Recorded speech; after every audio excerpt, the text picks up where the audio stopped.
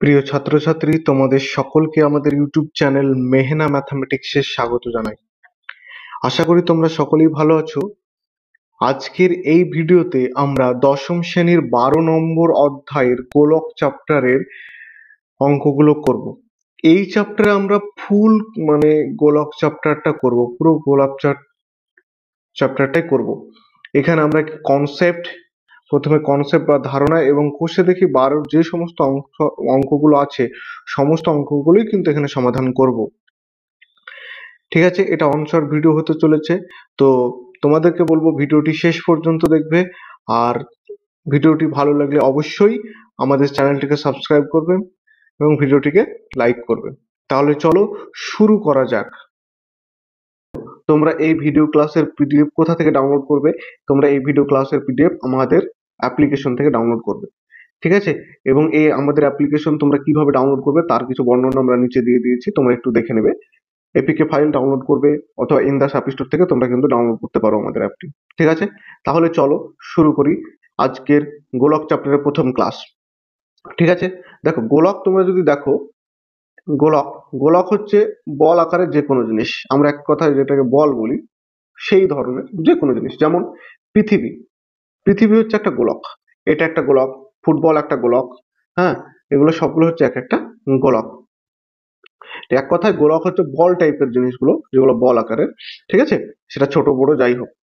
তো এই গোলকের আমরা মেনলি দুটো ফর্মুলা দেখবো, একটা হচ্ছে সমগ্র তলের ক্ষেত্রফল আর একটা হচ্ছে আয়তন। ঠিক আছে, আয়তন। দেখো এই ফুটবলটার ক্ষেত্রে যদি তোমরা লক্ষ্য করো, তাহলে এই ফুটবলটা তৈরি করতে কি আছে, উপরে যে চামড়াটা লেগেছে, যে চামড়া, এইগুলো, তো এই চামড়ার পরিমাণ যদি আমাদেরকে বের করতে বলে, তা আমরা বের করব সমগ্র তলের ক্ষেত্রফল। ঠিক আছে, আর যদি এই ফুটবলের মতো কত পরিমাণ বাতাস আছে সেটা দেখতে বলে, তাহলে সেক্ষেত্রে আমাদের বের করতে হবে আয়তন। অর্থাৎ কোনো গোলকের মধ্যে কোনো জিনিস আছে কত পরিমাণের, হ্যাঁ, সেই কত ঘন সেমি বা ঘনমিটার ঘন একক এইগুলো থাকলেই আমাদেরকে সেখানে কি করতে হবে, আমাদেরকে করতে হবে আয়তন। বোঝা গেল? এবার দেখো আমরা এর উপর কিছু বেসিক কনসেপ্ট দেখবো। এইটা হচ্ছে একটা গোলক। ঠিক আছে, এটা হচ্ছে একটা গোলক। তো গোলকের দেখো এই পার্টটাকে বলা হয়, এই যে তুমি যেটা দেখছো এইটা, এগুলো হচ্ছে কি গোলকের ব্যাসার্ধ, দুটোই কিন্তু ব্যাসার্ধ। তাহলে এই ব্যাসার্ধ দৈর্ঘ্য যদি আমি আর নিই, তাহলে আমার গোলকের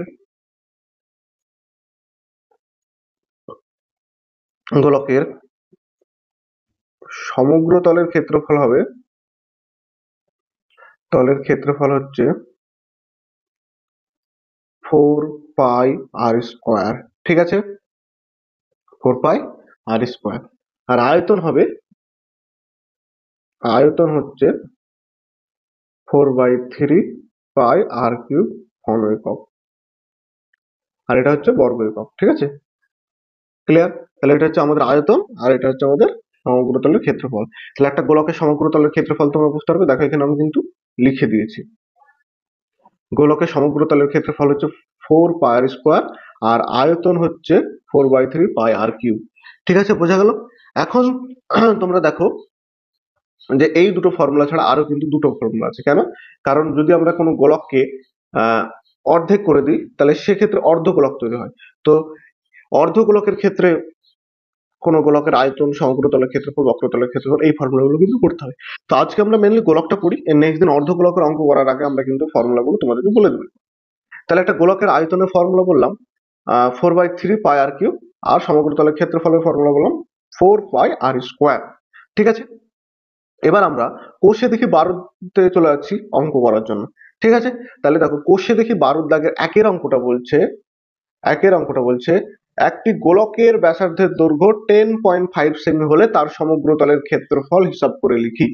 ঠিক আছে, বোঝা গেল? তাহলে আমরা কি করব, আমাদেরকে বলেছে গোলকের ব্যাসার্ধ দেওয়া আছে, তাহলে গোলকের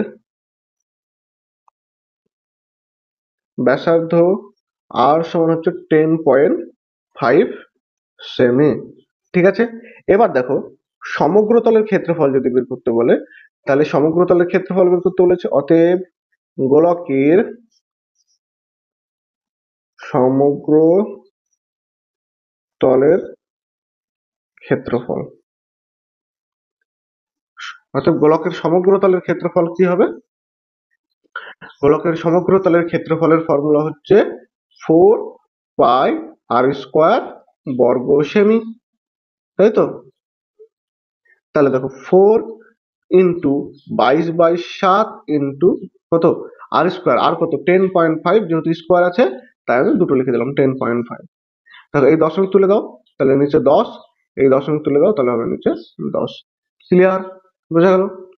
দেখো হ্যাঁ, মেনলি 7 দিয়ে এটাকে কাটবে, 7 এর সাথে 7 15 105, এটা 5 দিয়ে কাটবে 3 5 15, 5 দুগুণে 10, এটা হচ্ছে 11 দুগুণে 22।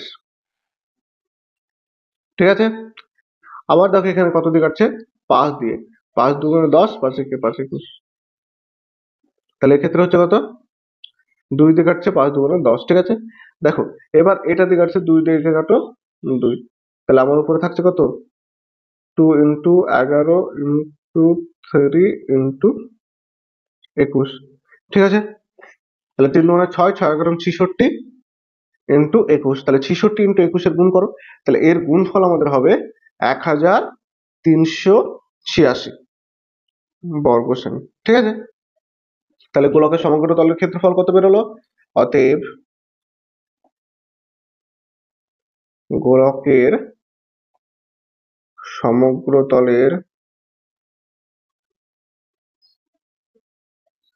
ক্ষেত্রফল সমান কত বেরোলো? 1386 বর্গ সেমি। ক্লিয়ার? বোঝা গেল? দেখো নেক্সট অঙ্কতে চলে যাই তাহলে আমরা। নেক্সট অঙ্ক 2 বলছে, কি বলছে? একটি চামড়ার বল তৈরি করতে প্রতি বর্গ সেমিতে 17.50 টাকা হিসাবে 431.20 টাকা লেগেছে। বলটির ব্যাসের দৈর্ঘ্য কত হিসাব করে দেখি। তাহলে আমাকে কি বলেছে? বলটির ব্যাসের দৈর্ঘ্য বের করতে বলেছে। তাহলে আমি প্রথমে কি করব? বলটির ধরি, বলটির ব্যাসার্ধ আর সমান, সরি, ব্যাসার্ধ সমান আর সেমি। ঠিক আছে? অতএব বলটির সমগ্র তলের ক্ষেত্রফল, সমগ্র তলের ক্ষেত্রফলের ফর্মুলা বা ক্ষেত্রফল কত? 4πr² বর্গ সেমি, তাই তো? এবার দেখো কি বলেছে? 1 বর্গ সেমিতে খরচ হয় বা প্রতি বর্গ সেমিতে খরচ হয় কত? 17.50 টাকা। তাহলে 1 বর্গ সেমিতে, দেখ, বর্গ সেমিতে খরচ হয়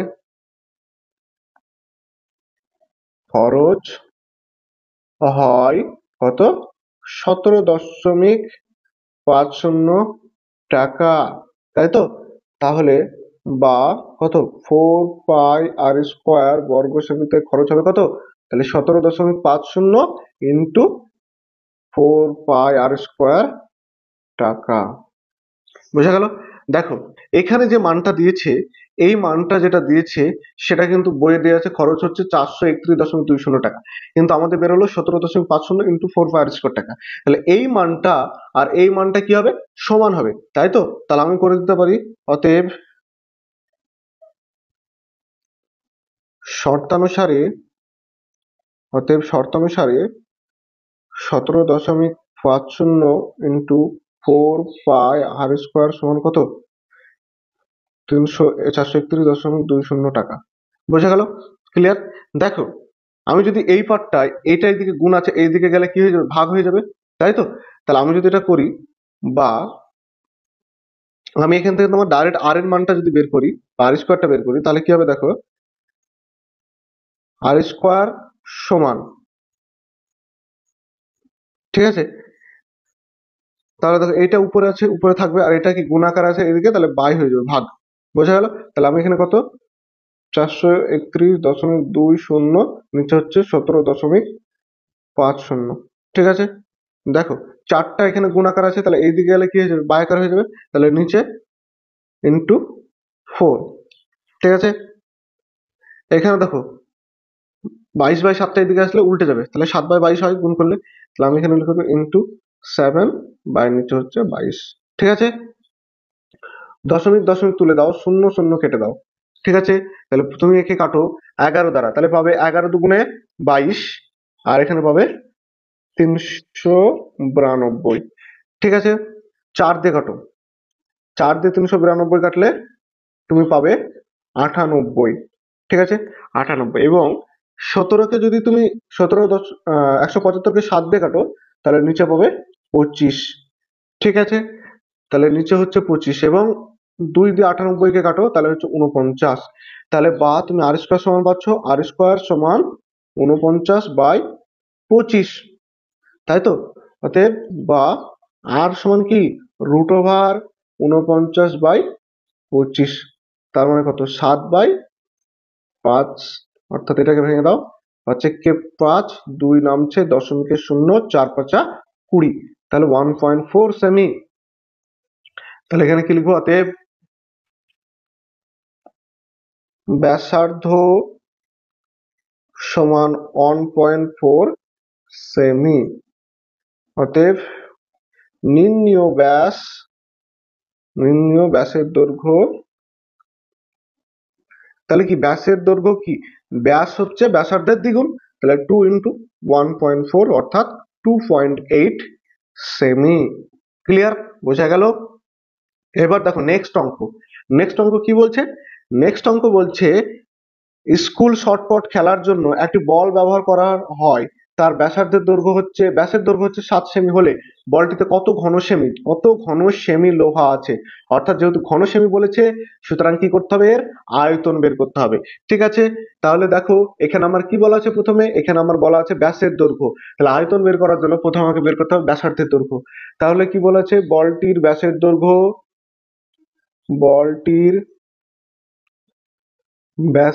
দৈর্ঘ্য সমান 7 সেমি। ঠিক আছে, অতএব বলটির ব্যাসার্ধ আর সমান কত, 7/2 সেমি। ক্লিয়ার, 7/2 সেমি হলো। এবার আমি সরাসরি চলে যাব আয়তন। অতএব বলটির আয়তন বলটির আয়তন সমান কি, আয়তনের ফর্মুলা কি বললাম, 4/3 পাই আর কিউব ঘন সেমি। ঠিক আছে, তাহলে এখানে দেখো 4/3 ইন্টু 22/7 পায়ের মান, আর এর মান হচ্ছে 7/2, তাহলে কিউব আছে মানে 3 বার গুণ, আমি 7/2 ইন্টু 7/2 ইন্টু 7/2 লিখে দিলাম। ঠিক আছে, ঘন সেমি। দেখো 2 দিয়ে কাটছে, এটা দিয়ে 2 গুণ 4 কেটে হলো 11 দুগুণে 22, তাহলে উপরে তোমার থাকছে 1 আর 7 7 কাটছে, তাহলে উপরে থাকছে 11 ইন্টু 7 ইন্টু 7/3। ঠিক আছে, তাহলে দেখো এক্ষেত্রে 11 7 11 77, 77 ইন্টু 7, তাহলে হচ্ছে 7 7 49, 9 হাতে থেকে 4, তাহলে ওদিকে হচ্ছে 7 7 49 আর 4 হচ্ছে 53।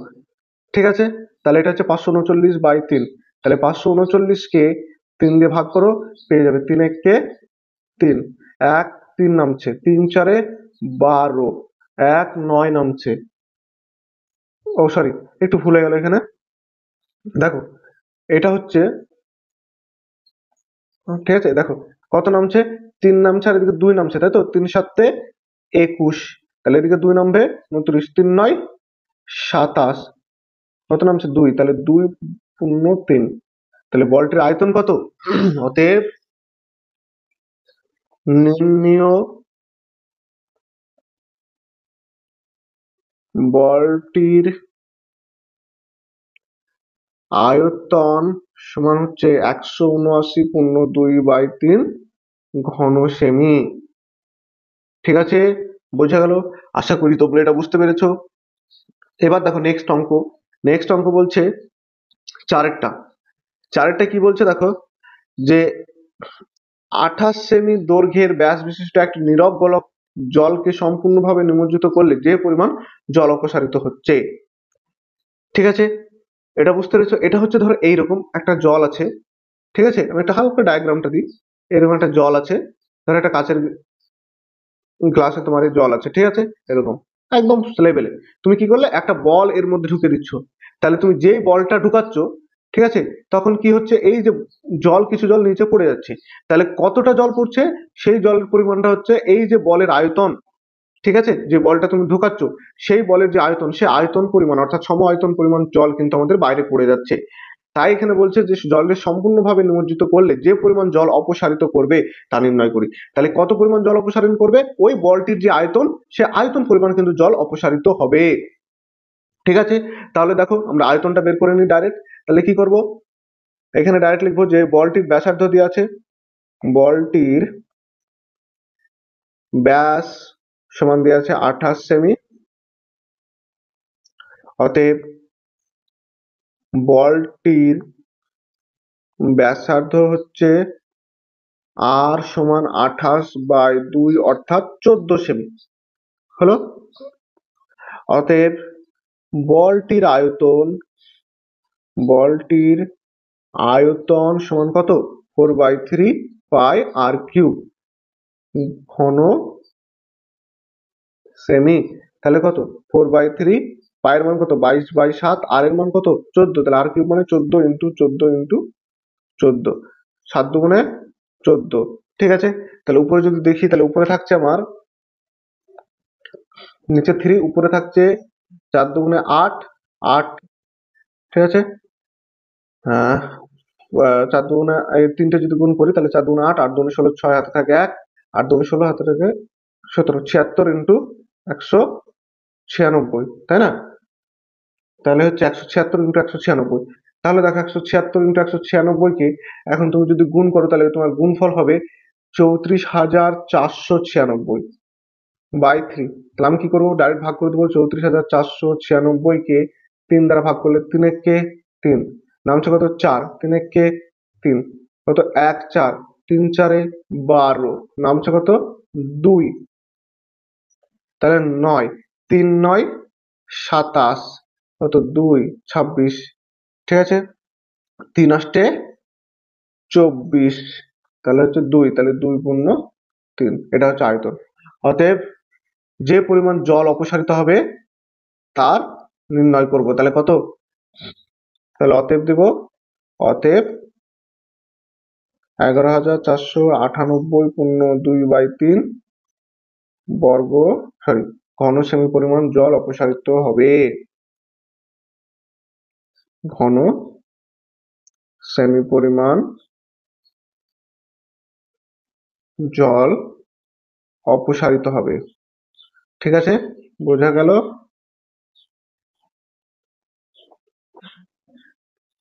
ক্লিয়ার? এবার দেখো এখানে যে অঙ্কটা 5-এর দাগে যেটা অঙ্কটা বলছে, সেটা বলছে একটা বেলুন, একটি গোলাকার গ্যাস বেলুন ফোলাবার সময় তার ব্যাসার্ধের দৈর্ঘ্য ছিল 7 সেমি এবং 7 সেমি থেকে 21 সেমি হলে বেলুনটির পূর্বের এবং পরের সমগ্র তলের ক্ষেত্রফল লেখো। দেখো একটা গোলাকৃতির মানে বেলুন, আমি তোমাদের একটু দেখে দিই। ঠিক আছে, ধরো এখানে একটা প্রথমে বেলুন ছিল এরকম, ঠিক আছে, সেই বেলুনটার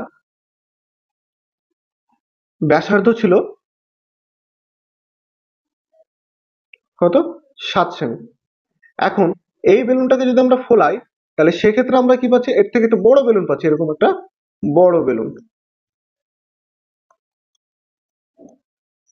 ঠিক আছে, দেখাচ্ছি, এরকম একটা বড় বেলুন পাচ্ছি। বোঝা গেল? এরকম, তাহলে এই বড় বেলুনের, ওইটা নিচে করে দিই, একটা বড় বেলুন হয়ে যাচ্ছে। তাহলে দেখো এই বড় বেলুনের যে ব্যাসার্ধ, সেটা পরবর্তীকালে কি হচ্ছে, ব্যাসার্ধ হয়ে যাচ্ছে আমাদের 21 সেমি। ঠিক আছে, তাহলে দেখো এখানে আমি লিখবো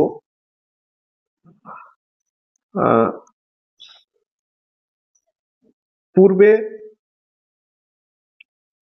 পূর্বের বেলুনটির ব্যাসার্ধ সমান কত, R1 ব্যাসার্ধ r1 নিয়ে r1 সমান 7 সেমি হলো। অতএব পূর্বের বেলুনটির সমগ্র তলের ক্ষেত্রফল হচ্ছে কত? 4 পাই r1 তার স্কয়ার বর্গ সেমি। ঠিক আছে, বোঝা গেল? এবার লিখবো পরের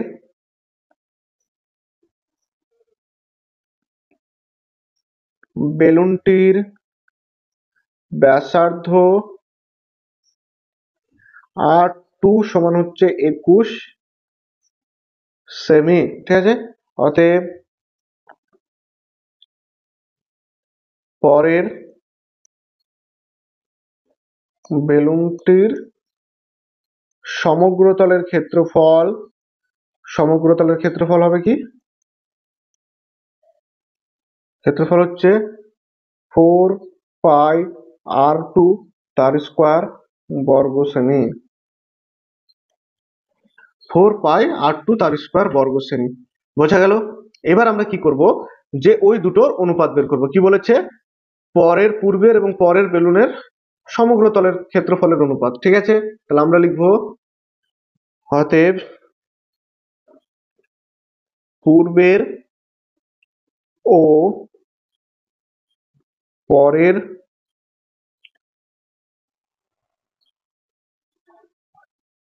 বেলুনটির সমগ্র তলের ক্ষেত্রফল, তাই তো? সমগ্র তলের ক্ষেত্রফল সমান কত? সরি, ক্ষেত্রফলের অনুপাত।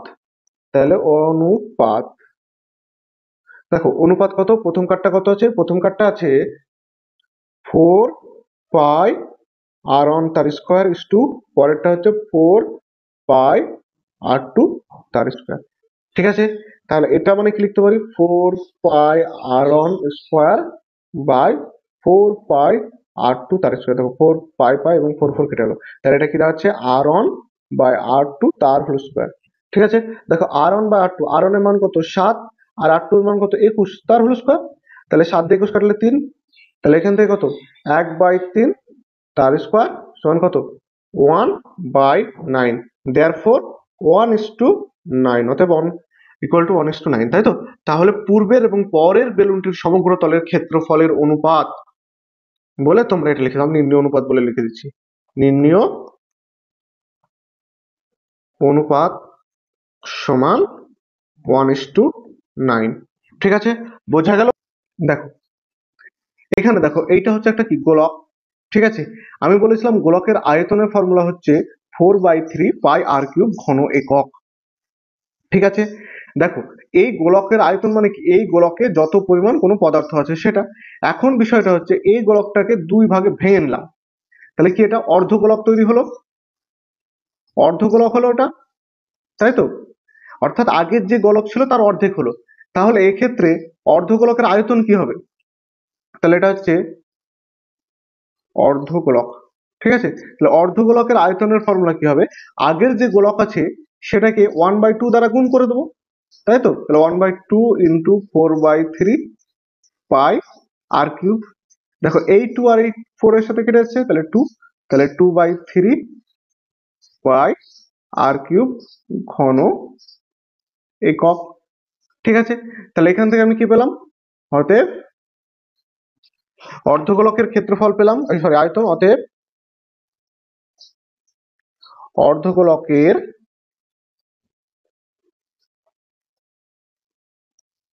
আয়তন সমান কি পেলাম? 2/3 পাই r³ ঘন একক। ঠিক আছে, বোঝা গেল? এটা হচ্ছে অর্ধগোলকের আয়তন।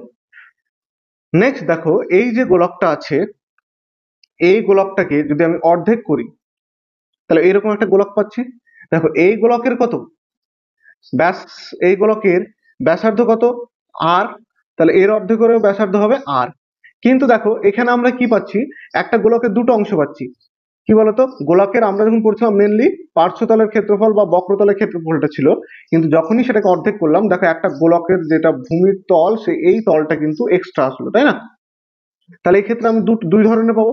অর্ধগোলকের কি শুধু এই এরিয়াটা পাবো, ঠিক আছে, এই এরিয়াটার ক্ষেত্রফল বের করতে পারবো, আর কি পারবো, সম্পূর্ণ এরিয়াটার কিন্তু ক্ষেত্রফল বের করতে পারবো। বোঝা গেল? তাহলে আমরা যদি করি, অতএব অর্ধ গোলকের বক্রতলের ক্ষেত্রফল,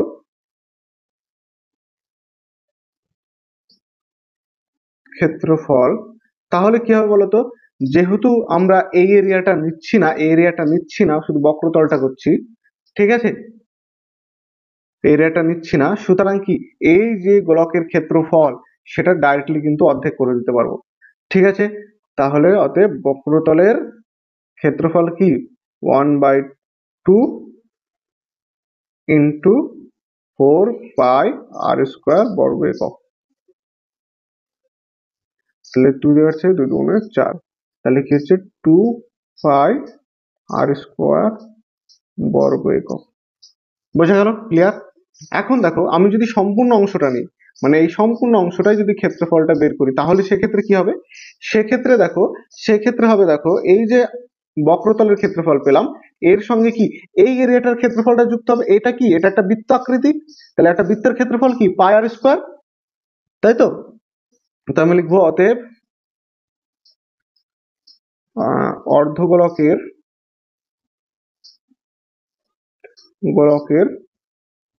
সমগ্র তলের ক্ষেত্রফল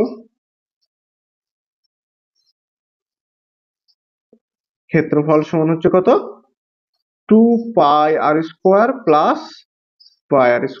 তাহলে এখান থেকে দাঁড়াচ্ছে 3πr² বর্গ একক, ঠিক আছে?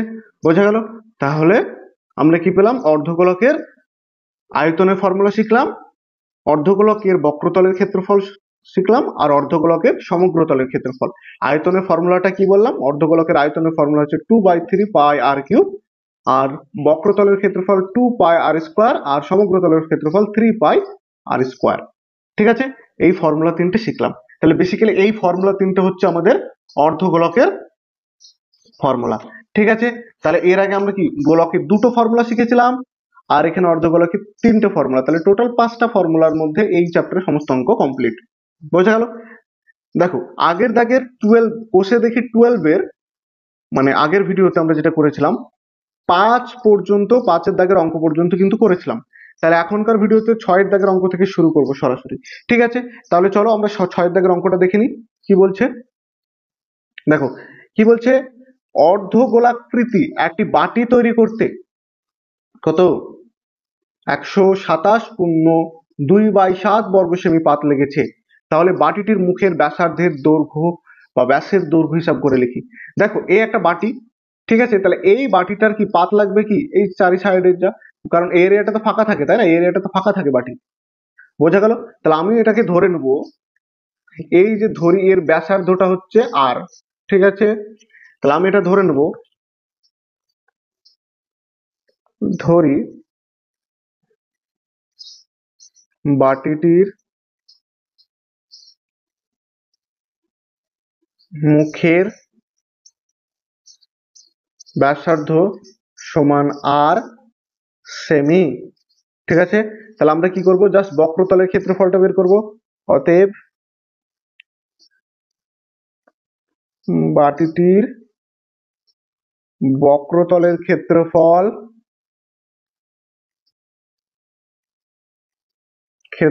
সমান কি, বক্রতলের ক্ষেত্রফলের ফর্মুলা কি বললাম, 2πr² বর্গ সেমি। বোঝা গেল? দেখো এই যে মানটা, এই বর্গ কি ক্ষেত্রফল, আর এই ক্ষেত্রফলটা কি আমার দেওয়া আছে, তাই না? মানে ক্ষেত্রফল মানে কি, যতটা পাত লাগবে তার যা পরিমাণ সেটা। তাহলে এই ক্ষেত্রফলটা দেওয়া আছে। তাহলে আমি এখান থেকে কি করতে পারি, শর্তানুসারে, অতএব শর্তানুসারে 2πr² সমান কত, এটা লিখে দিতে পারি 127.2/7, ঠিক আছে, বা 2πr²। দেখো এটার আমি কি করব, এটা আমি এ ভাঙবো। ঠিক আছে, দেখো 127-এর পূর্ণ ভাঙলে 7 দিয়ে গুণ করো প্রথমে, তাহলে কি হবে? 7 7 49, 9 হাতে থাকে 4, 7 দুগুণে 14 আর 4 18, 8 হাতে থাকে 1, 7 7 8, 8 আর 2 9 আর 2 হচ্ছে কত? 11, তাহলে 91, তাহলে কত হচ্ছে? 891/7। পূর্ণভাগের নিয়ম কি? পূর্ণভাগের নিয়ম হচ্ছে এটার সাথে এটা গুণ করব, তার সঙ্গে এটা যোগ করবো, তাহলে গুণফল এটা, এর সঙ্গে 2 যোগ করলে হয়ে যাচ্ছে 891। ঠিক আছে, এটাই বসালাম এখানে। তাহলে কি হচ্ছে? 891/7। বোঝা গেল? এবার দেখো পায়ের মান কি? 22/7, তাহলে এই দিকে কি হয়ে যাবে? 7/22 হয়ে যাবে। বা আমি এটা লিখে দিই আবার, বা বা কি হচ্ছে? 2 × 22/7 ইন্টু আর স্কোয়ার সমান 91/7 হলো। বা দেখো এই এইটা এই দিকে পাঠিয়ে দিলে কি হবে? 7/22 হয়ে যাবে। তাহলে আর সরি, তাহলে আর স্কোয়ার সমান কত? 891/7 ইন্টু 7/22। বোঝা গেল? আবার দেখো এই দুইটাকে এটা করলে নিচে ভাগ হয়ে যাবে, তাহলে ইন্টু 1/2। ক্লিয়ার? বোঝা গেল? 7 7 কেটে যাচ্ছে, 11 দিয়ে কাটো, 11 কে 11, সরি 11 দুগুণে 22। ঠিক আছে, আর এদিকে দাঁড়াচ্ছে 81 দাঁড়াবে। বোঝা গেল? তাহলে উপরে কি দাঁড়াচ্ছে? 81, আর নিচে দাঁড়াচ্ছে 2 × 2, তার মানে হচ্ছে 4। বা আর স্কোয়ার সমান কি হবে? √81/4, মানে হচ্ছে 9/4। বোঝা গেল? তাহলে বাটিটির মুখের ব্যাসার্ধের দৈর্ঘ্য আমি বেরিয়ে গেল আমাদের। অতএব বাটিটির মুখের ব্যাসার্ধের দৈর্ঘ্য সমান 9 দেখো এখানে একটু গন্ডগোল হয়ে গেছে, সেটা হচ্ছে আহ এটা হবে কত? এটা হবে 2, মানে 4-এর রুট তো 2 হয়, তাহলে 9/2 সেমি এটা। অতএব বাটিটির মুখের ব্যাসের দৈর্ঘ্য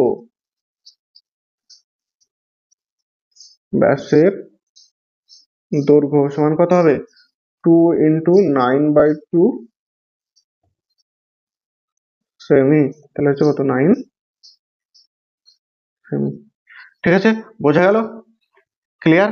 দেখো নেক্সট অঙ্ক, নেক্সট 7-এরটা কি বলছে?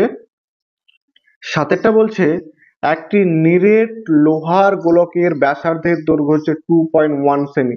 ওই গোলকটিতে কত ঘন সেমি লোহা আছে তা হিসেব করে লিখি, এবং ওই লোহার গোলার বক্রতলের ক্ষেত্রফল নির্ণয় করে লিখি। তাহলে জাস্ট এটা কি বের করতে হবে? গোলকের আয়তন আর সমগ্র তলের ক্ষেত্রফল, তাহলে আমাদের কিন্তু হয়ে যাচ্ছে। তাহলে এখানে দেওয়া আছে কি?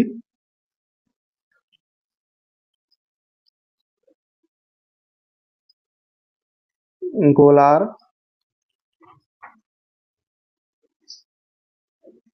ব্যাসার্ধ আর সমান হচ্ছে কত? 2.1 সেমি, তাই তো? তাহলে দেখো, অতএব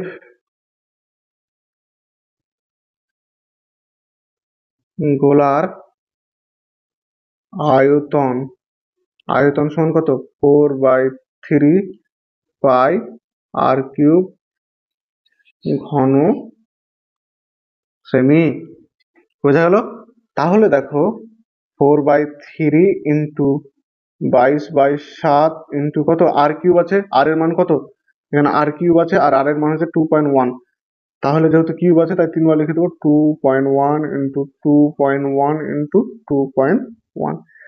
পয়েন্ট তুলে দাও নিচে 10, এই পয়েন্ট তুলে দাও 10, এই পয়েন্ট তুলে দাও 10। তাহলে 7 দিয়ে কাটছে 3 7 21, 3 দিয়ে কাটছে 3।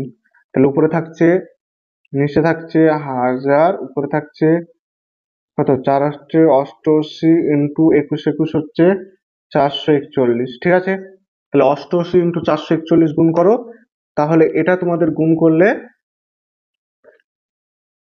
এটা তোমাদের যদি গুণ করো তাহলে গুণফল হবে কত?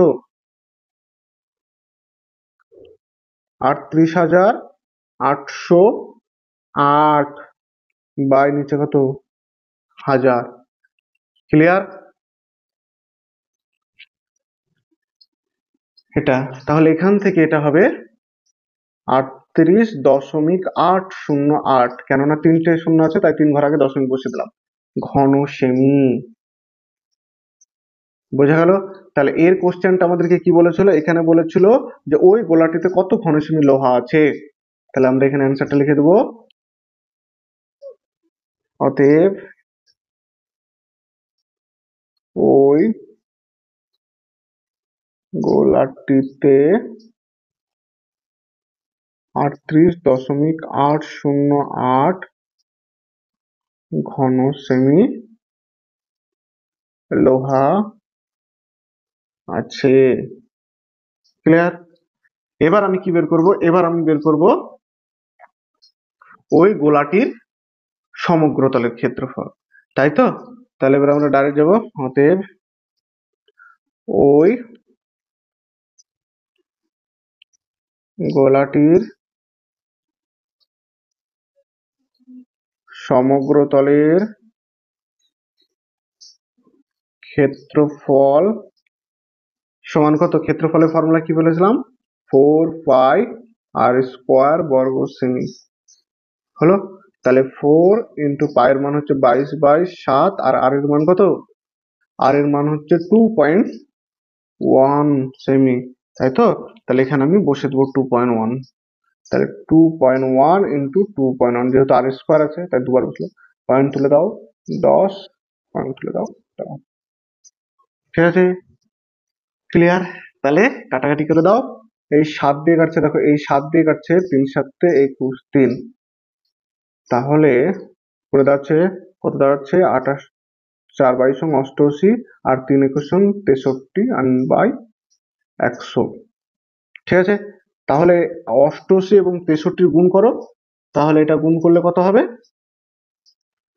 5544। ঠিক আছে? বাই 100। তাহলে দুটো ঘর আগে দশমিক দাও, তাহলে 55.44 বর্গ সেমি। ঠিক আছে?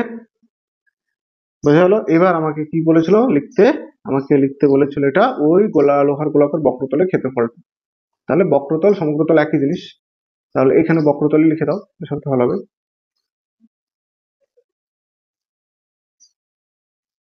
বক্রতলের ক্ষেত্রফল। ঠিক আছে? তাহলে অতএব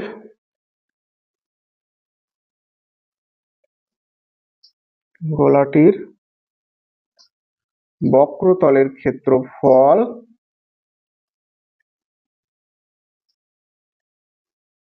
সমান 55.44 বর্গ সেমি। ঠিক আছে?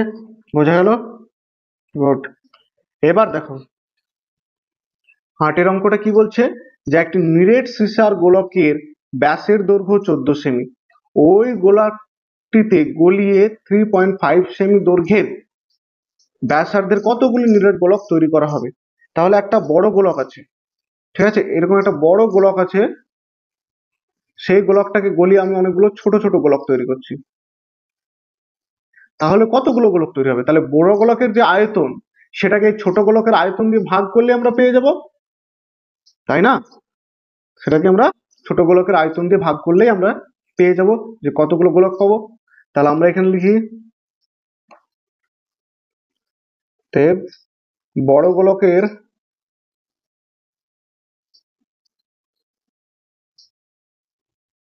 গোলকের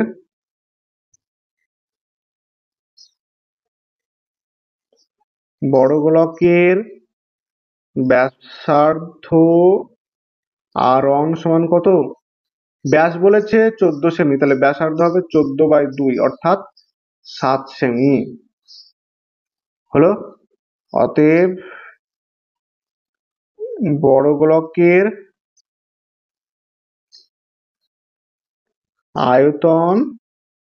আয়তনের ফর্মুলা কি বললাম? 4/3 পাই r1³ ঘন সেমি। ঠিক আছে? এবার দেখো এখান থেকে আরেকটা জিনিস পাবো, ছোট গোলকের আয়তনটা বের করব।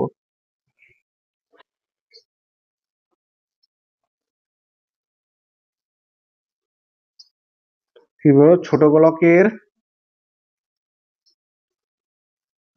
গোলকের ব্যাসার্ধ R2 সমান কত আছে? 3.5 সেমি। অতএব ছোট গোলকের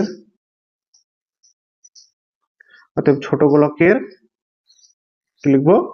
আয়তন সমান 4/3 পাই R2 তার কিউব ঘন সেমি। বোঝা গেল? এবার আমরা কি করব দেখো, এবার আমরা করব জাস্ট গোলকের সংখ্যাটা বের করব। তার জন্য কি বড় গোলকের আয়তনকে ছোট গোলকের আয়তন দ্বারা ভাগ করে দেব। অতএব নির্ণেয় গোলকের সংখ্যা সমান কত? 4/3 পাই R1 তার কিউব বাই 4/3 পাই R2 তার কিউব। ঠিক আছে, দেখো 4/3 হলো, পাই কেটে গেল। বোঝা গেল? তাহলে এখানে থাকছে কত? এখানে থাকছে R1 cube by R2 cube. তাহলে আলটিমেটলি R1 বাই R2 তার কিউব, তাই তো? তাহলে দেখো R1 এর মান কত ছিল? 7, আর R2 এর মান হচ্ছে 3.5 তার কিউব। দেখো এই কিউব তুলে দাও, তাহলে কত? 0। হ্যাঁ, তাহলে দেখো 10টা উপরে, তাহলে 7 ইন্টু 10 বাই 35 কাটছে, 5 7 35, 5 দুগুণে 10 তার কিউব হলো। তাহলে কি থাকছে? এটা 2 এর কিউব, মানে হচ্ছে 8। বোঝা গেল? তাহলে এটা হলো অ্যান্সার 8। তাহলে আমাদের নিম্ন কটি গোলক তৈরি হবে? 8টি। বোঝা গেল? তাহলে এখানে লিখে দাও, অতএব নিম্ন 8টি গোলক তৈরি করা যাবে। অতএব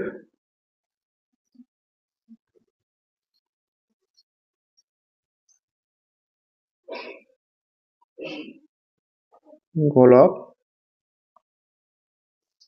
তৈরি করা যাবে। বোঝা গেল? ক্লিয়ার?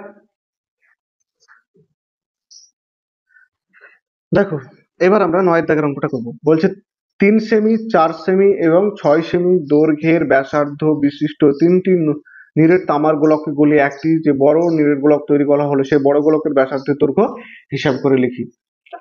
ঠিক আছে, তাহলে দেখো এই 3টি গোলককে আমরা এক জায়গায় করছি, এক জায়গায় করে একটা বড় গোলক পাচ্ছি। বুঝা গেল? তাহলে আমরা এটা ডাইরেক্টলি করব যে 3 সেমি ব্যাসার্ধ বিশিষ্ট গোলকের আয়তন, এটা কত? এত সেমি ব্যাসার্ধ বিশিষ্ট গোলকের আয়তন কত? এত সেমি ব্যাসার্ধ বিশিষ্ট গোলকের আয়তন হচ্ছে 4/3 পাই ইন্টু 3 এর কিউব ঘন সেমি। হলো? তাহলে হচ্ছে কত? 4/3 পাই ইন্টু 3 এর কিউব হচ্ছে 3 3 9, 3 9 27। ক্লিয়ার? আবার করব 4 সেমি ব্যাসার্ধ বিশিষ্ট গোলকের আয়তন সমান হচ্ছে কত? 4/3 পাই ইন্টু 4 কিউব সেমি। ঠিক আছে, তাহলে 4/3 পাই ইন্টু 4 এর কিউব কত? 4 এর কিউব হচ্ছে 4 4 16, 4 16 64, তাই তো? তো ঘন সেমি। ঠিক আছে, আবার 5 সেমি ব্যাসার্ধ বিশিষ্ট গোলকের আয়তন হচ্ছে 4/3 পাই ইন্টু 5 এর কিউব ঘন সেমি। তাহলে 4/3 পাই ইন্টু 125 ঘন সেমি। বোঝা গেল? এবার দেখো এই তিনটির যে যোগফল, সেই যোগফলেরটা কি? তিনটি আয়তনের যোগফল হয়ে তৈরি হচ্ছে আমাদের বড় গোলক। ঠিক আছে, তাহলে আমরা এখানে একটা জিনিস নিয়ে ধরি,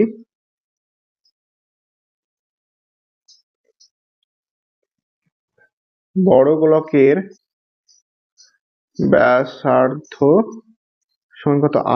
R সেমি। ঠিক আছে, অতএব বড় গোলকের গোলকের আয়তন সমান কত?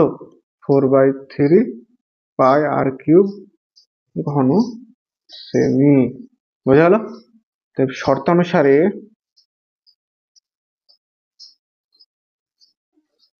কি শর্তানুসারে দেখো 4/3 পাই আর কিউবের যা মান ওদের তিনটি যোগফল দেয়। 4/3 পাই কত?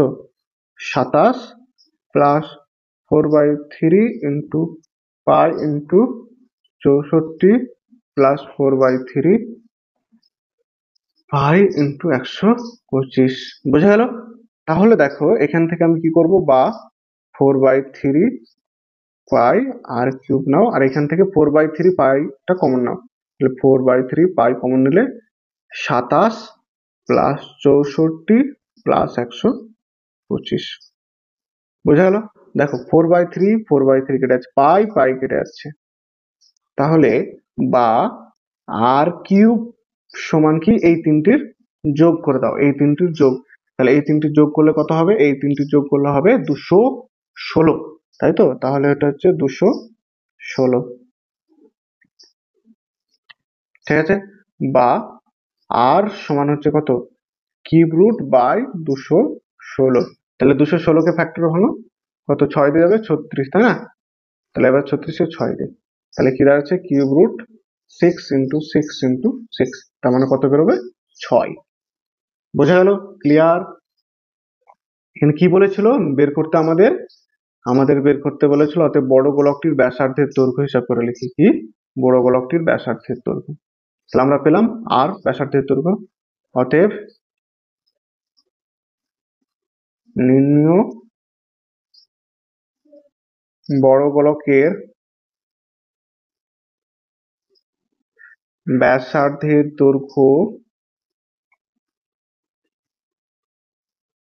দৈর্ঘ্য সমান কত? এটা হচ্ছে 6 সেমি। ঠিক আছে? বোঝা গেল? অঙ্কতে কি বলছে? অঙ্কতে বলছে একটি অর্ধ গোলাকৃতি গম্বুজের ভূমিতলের ব্যাসের দৈর্ঘ্য 42 ডেসিমি। গম্বুজটির উপরিতল রং করতে প্রতি বর্গমিটারে 35 টাকা হিসাবে কত খরচ পড়বে তা নির্ণয় করে লিখি। ঠিক আছে? কি বলেছে? অর্ধ গোলাকৃতি গম্বুজ, তার মানে কি? ধরো এইরকম একটা গম্বুজ হবে। থামো, আমি ছবিটা একটু ভালো করে আঁকে দিচ্ছি। ঠিক আছে? এটা কি? অর্ধ গোলাকৃতি। তাহলে এই গম্বুজের কি ভূমি? এটা এরকম কোন একটা ভূমি। তাহলে এই ভূমির ব্যাসার্ধটা কি বলেছে? ব্যাসের দৈর্ঘ্য দেওয়া আছে, তাই তো? তাহলে আমাদেরকে কি বের করতে হবে? ভূমির ব্যাসার্ধ বের করতে হবে। তাহলে আমরা এখান থেকে ডাইরেক্ট কি করব? অর্ধ গোলাকৃতি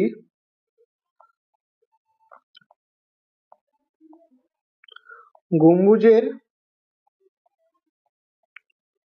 ভূমির ব্যাস হচ্ছে কত? ব্যাসের দৈর্ঘ্য 42 ডেসিমি। ঠিক আছে? বোঝা গেল? কত? 42 ডেসিমি। তাহলে ব্যাসার্ধ কত হবে? অতএব ব্যাসার্ধ আর সমান হচ্ছে কত? 42/2 ডেসিমি। ক্লিয়ার? দেখো 42/2 ডেসিমি, এটা হলে কত? 21 ডেসিমি। তাহলে দেখো ডেসিমিকে মিটারে কনভার্ট করতে গেলে কি করতে হবে? 10 দিয়ে ভাগ করতে হবে। তাহলে 21/10 ডেসিমি। ঠিক আছে? তাহলে দেখো কি করতে হবে বলেছে? উপরিতল রং করতে হবে। উপরিতল মানে কি বলতো? এই তলটা, তাই না? উপরিতল মানে হচ্ছে এই তলটাকে রং করতে হবে। বোঝা গেল? তাহলে এই তলটাকে যদি রং করতে হয়, তাহলে আমরা কি বের করতে হবে? অর্ধগোলকের বক্রতলের ক্ষেত্রফল, তাই তো? বা পার্শ্বতলের ক্ষেত্রফল। তাহলে আমরা লিখবো অতএব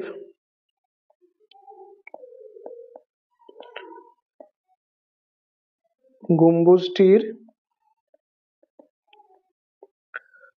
পার্শ্ব তলের বা বক্রতলের ক্ষেত্রফল, সমগ্র তলের নয় কিন্তু, ঠিক আছে? পার্শ্বতলের ক্ষেত্রফল কি বলেছিলাম? 2 পাই আর স্কোয়ার বর্গ মি। ঠিক আছে, দেখো একটু এখানে একটু ভুল লিখে দিয়েছি, যে এই জায়গাটায় কি হবে, এটা হবে শুধু মিটার। ঠিক আছে, কারণ 10 দিয়ে তো ভাগ করে দিলাম আমরা। ক্লিয়ার? দেখো ঠিক আছে, তাহলে এখানে যদি আমি এখানে বসাই মানটা, তাহলে 2 পাই, আর এর মান কত, 21/10 তার স্কোয়ার বর্গ মিটার। ঠিক আছে, ক্লিয়ার? এবার দেখো, এবার এই অঙ্কটা আমাকে কি বলেছে, যে প্রতি বর্গ ডেসিমিটার গম্বুজটির ক্ষেত্রফল উপরিতল রং করতে প্রতি বর্গ মিটারে 35 টাকা খরচ হয়। ঠিক আছে, তাহলে দেখো পার্শ্বতলের ক্ষেত্রফলটা রং করছি আমরা, তাহলে আমাদের কত বলেছে, 1 বর্গ মিটারে খরচ হয় কত,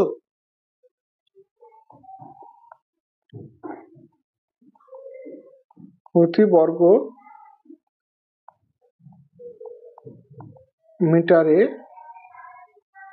খরচ হয় সমান 35 টাকা। ঠিক আছে, অতএব 2 পাই 21/10 তার স্কোয়ার বর্গ মিটারে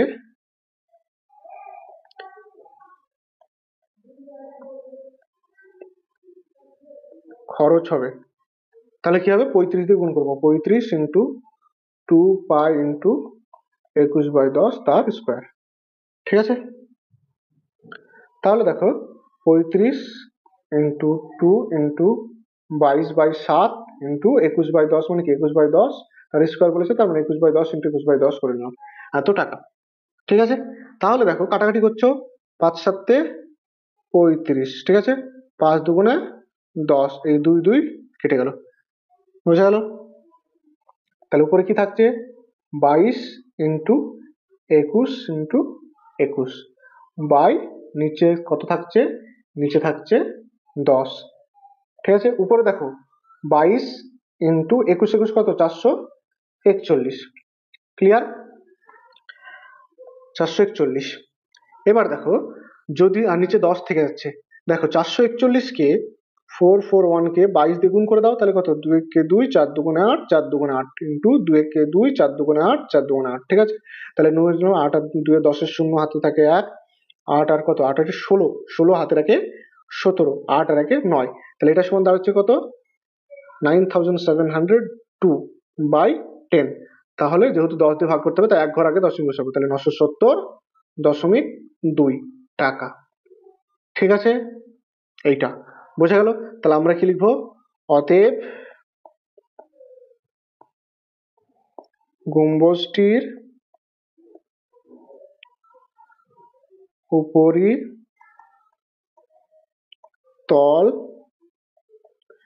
রং করতে খরচ, উপরিতল রং করতেই তো বলেছে নাকি, উপরিতল রং করতে, হ্যাঁ, তাহলে উপরিতল রং করতে খরচ হবে কত, 970.2 টাকা। ক্লিয়ার? আশা করি বোঝা গেছে। চলো এবার পরের অঙ্কটা দেখি। পরের অঙ্কটা কি বলছে দেখো, পরের অঙ্কটা বলছে 11টা, বলছে একই ধাতুর পাত থেকে তৈরি দুটি ফাঁপা গোলকের ব্যাসের দৈর্ঘ্য যথাক্রমে 21 সেমি এবং 17.5 সেমি, গোলক দুটি তৈরি করতে যে পরিমাণ ধাতুর পাত লেগেছে তার অনুপাত নির্ণয় করি। বোঝা গেল? মানে কি বলছে দেখো, একই ধাতুর পাত থেকে দুটো গোলক তৈরি, মানে এইরকম দুটো গোলক আছে,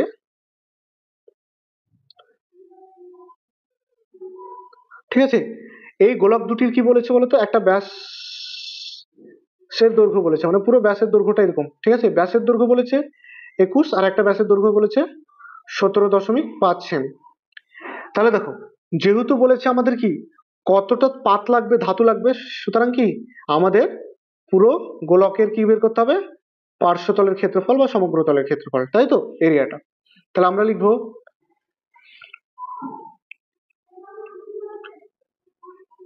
প্রথম গোলকের ব্যাস সমান কত, 21 সেমি,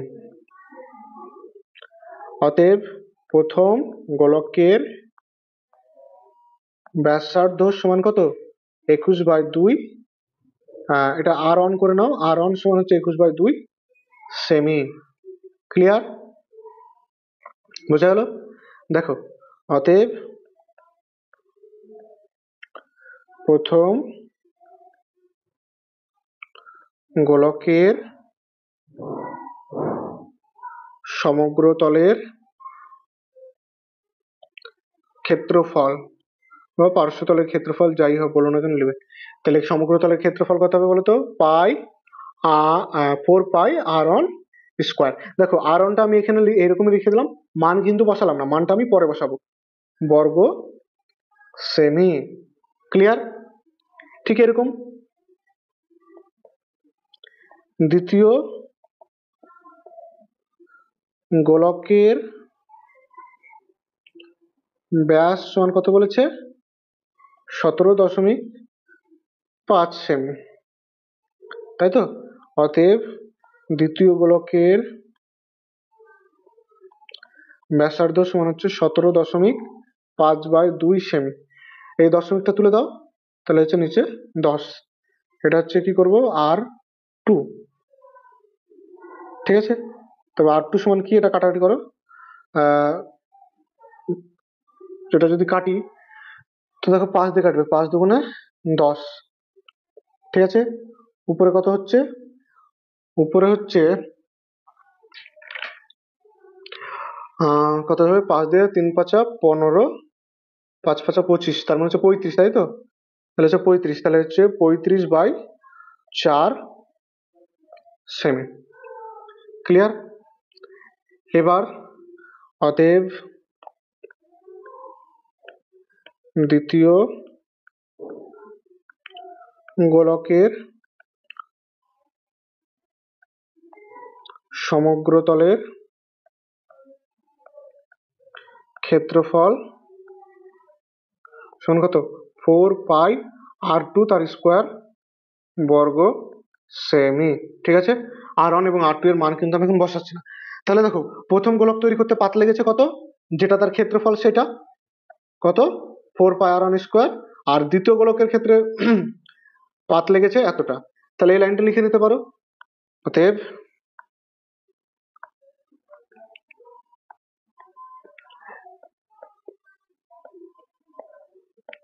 প্রথম গোলকের ক্ষেত্রে পাত লেগেছে সমান কত? 4 পাই R1 স্কোয়ার বর্গ সেমি। ঠিক আছে, অতএব দ্বিতীয় গোলকের ক্ষেত্রে পাত লেগেছে কত? 4 পাই R2 স্কোয়ার বর্গ সেমি। ক্লিয়ার? এবার আমরা কি করব? অতএব প্রশ্নটা আছে কি, গোলক দুটি তৈরি করতে তার অনুপাত। ঠিক আছে, অতএব গোলক দুটি তৈরি করতে যে পাত লেগেছে তার এই লাইনটা অনুপাতটা পরের লাইনে লিখছি।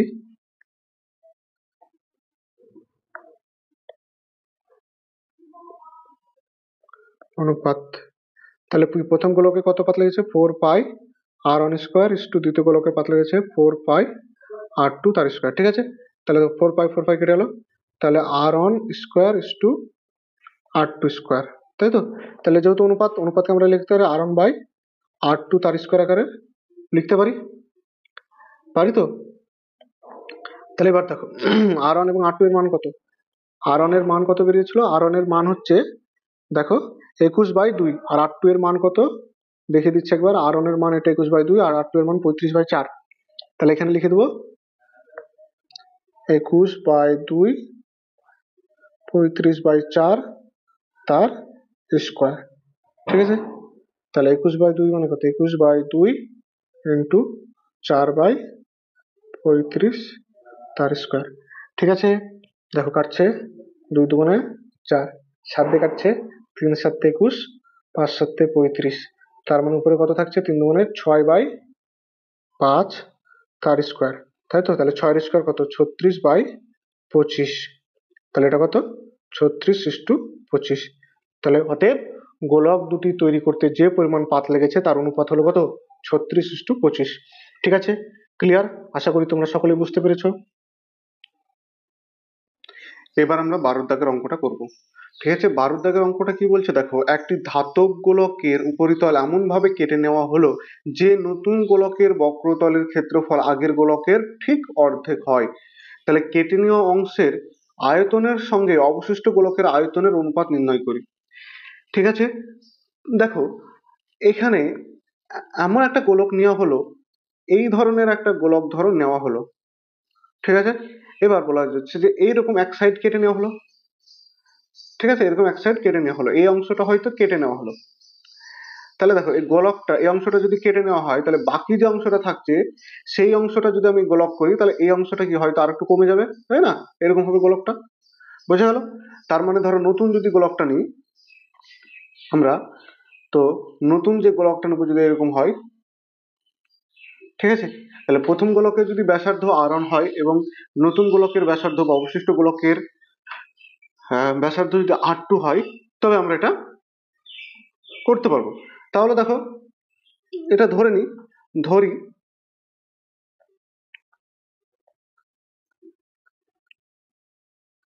প্রথম গোলকের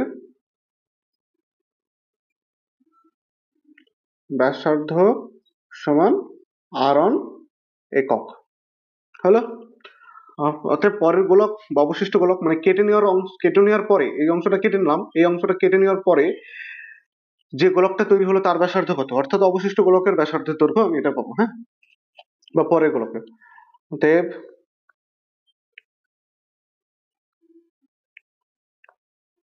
অবশিষ্ট গোলকের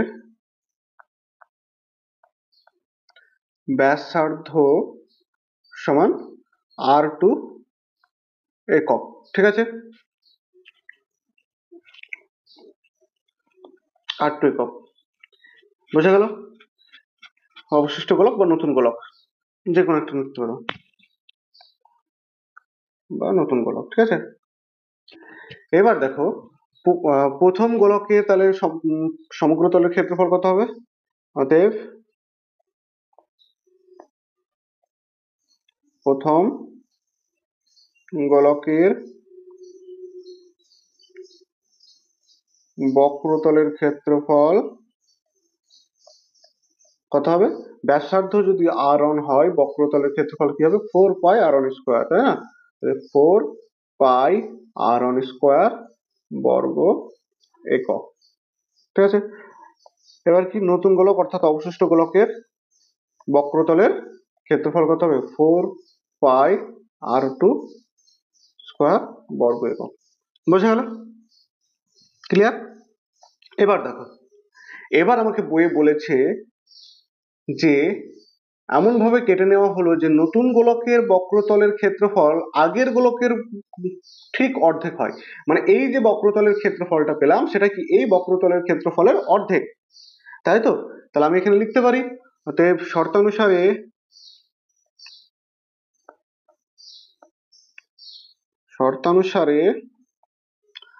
4πr2 তার স্কোয়ার সমান কি, হাফ ইন্টু 4πr1²। দেখো 4π কেটে যাচ্ছে, ঠিক আছে, তাহলে 4π যদি কেটে যায় তাহলে কি থাকছে, বা r2² সমান 1/2 r1²। বোঝা গেল? তাহলে r1 এর মান যদি বের করি, বা r1² সমান হচ্ছে কত, 2r2, therefore r1 সমান হচ্ছে কি √r2², তাহলে √2r2। বোঝা গেল? √2r2। দেখো ক্লিয়ার? এবার দেখো, এবার আমরা কি বের করব? এবার যদি আমরা অঙ্কটা একটু পড়ে দেখি যে আমাদেরকে কি বলেছে, আয়তনে বলেছে, তাই না? অর্থাৎ কেটে নেওয়া অংশের আয়তনের সঙ্গে অবশিষ্ট গোলকের আয়তন নির্ণয় করি। ঠিক আছে, তাহলে আমরা দেখব নতুন গোলকের আয়তনটা কত আছে, ঠিক আছে। অতএব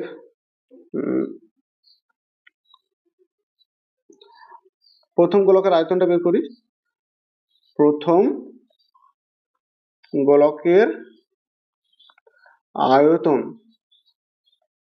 আয়তন সমান কত, আয়তন হবে 4/3 পাই r কিউব, সরি 4/3 পাই r তার কিউব, তাই তো, ঘন একক। এবার দেখো নতুন গোলক বা অবশিষ্ট গোলকের আয়তন কত, 4/3 পাই r2 তার কিউব ঘন একক, ঠিক আছে। দেখো এটা হচ্ছে আগের গোলকের আয়তন, আর এটা হচ্ছে এই গোলক থেকে কিছু অংশ কেটে নেওয়ার পরে যে গোলকটা থাকছে তার আয়তন। তাহলে আমরা যে অংশটা কেটেছি সেই অংশটা কিভাবে বের করব, এটা থেকে এটা বিয়োগ করলে আমরা কাটা অংশের আয়তন পেয়ে যাব, তাই তো। তাহলে আমরা কি করতে পারি, অতএব কেটে নেওয়া অংশের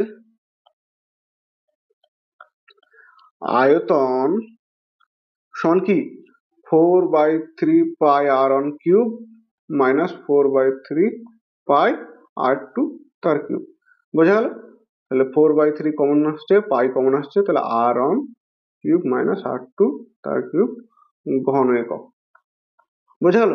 যে বড় গোলক ছিল সেটা তো কিছু অংশ বাদ দেওয়ার পর পরের গোলকটা পেয়েছি, তাহলে যে অংশটা বাদ দিয়েছি তার আয়তন কি, বড় গোলকের আয়তন থেকে পরের গোলকের আয়তন কি করতে হবে, বিয়োগ করলে হয়ে যাবে, বোঝা গেল। এবার দেখো আমাদেরকে অঙ্কটা কি বলেছিল, আমাদেরকে অঙ্কটা বলেছিল যে কেটে নেওয়া অংশের আয়তনের সঙ্গে অবশিষ্ট গোলকের আয়তনের অনুপাত নির্ণয় করি, মানে এই যে পার্টটা কেটে নিয়েছে এর আয়তনের সঙ্গে এর আয়তন নির্ণয় করতে হবে, তাই না। তাহলে আমরা এখানে লিখবো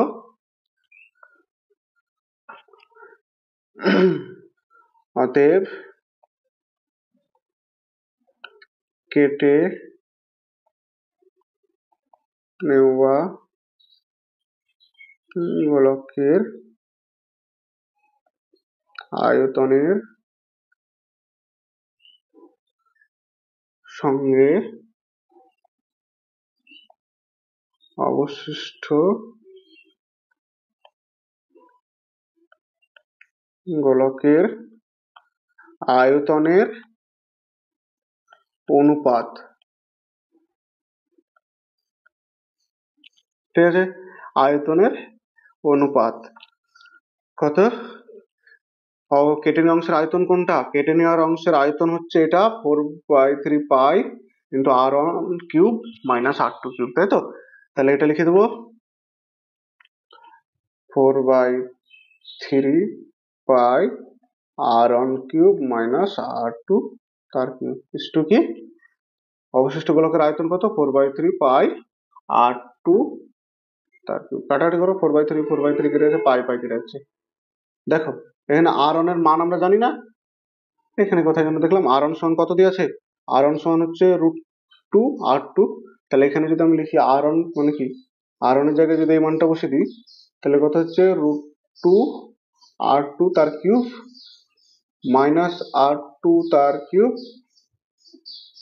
অনুপাত r2 তার কিউব, তাহলে এটা কত হচ্ছে বলতো 2√2 r কিউব, সরি r2 তার কিউব মাইনাস r2 তার কিউব ইস টু r2 তার কিউব, বোঝা গেল।